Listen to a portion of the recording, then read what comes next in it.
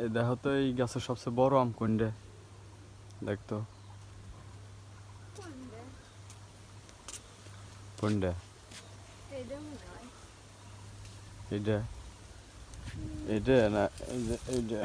এই দুটোর কোনটা আম বড় এটা ওটা তো প্রায় সমানে। হ্যাঁ তো যাক এবার আম আছে প্রচুর আম আছে এই ছোট্ট গাছটায় তো যাই হোক উঠাও ফাট করি পড়ে গেছে আর এগুলোতে হলো পাটকাঠি মানে পাট পাট বড় হওয়ার পরে কাইটে পানিতে জাগ দিয়ে সেটারে সেলাই করে যেই এই যে খড়িটা আসতেছে এটারে পাটকাঠি বলতে বলা হয় এই যে পাটকাঠি এইগুলোর এই যে রোদি দিছে হয়তো বা ভিজে ছিল রোদি দিচ্ছে এখন থাক এটা থাক আর এই যে বাড়ির উঠানের উপরে এই যে দেখেন বেগুন গাছ লাগাইছিলাম ওই বেগুন দিয়ে এটা পচে গেছে আয় হায় এই বেগুন তো এটা পচে গেছে সেদিনকে ছিঁড়ছি তার ভিতর 4-5টা বেগুন 3 দিন। তাই এই গাছটা বেগুন সাদা ছিল লম্বা লম্বা সাদা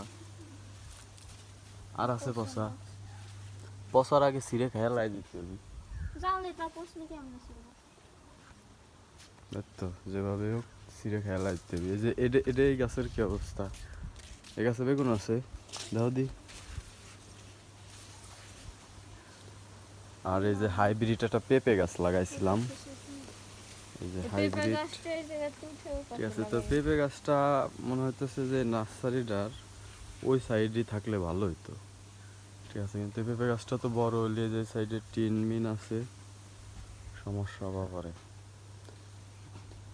আর এই যে মরিচ কালো জাতের মরিচ ওটা ঠিক করবো তো এই জায়গা ঘন বেগুন গাছ ঘন লাগাইনি আমি তো জানি না নাই তো পাতলা করে লাগাই দিতাম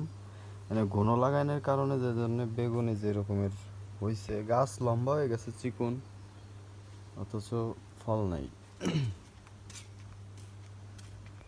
তো যাই হোক আর এই যে বাড়ির উপর যে আম গাছটা মোটামুটি দেখেন যে আম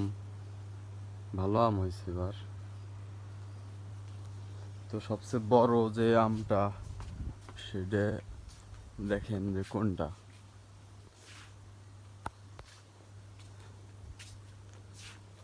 মনে হয় যে এটা হয় এটাই সবচেয়ে বড় দেখা যাইতেছে আর কি ওকে আর ছাগল পাগল আজকে বাঁধে দেওয়া হয়েছে গাঙ্গে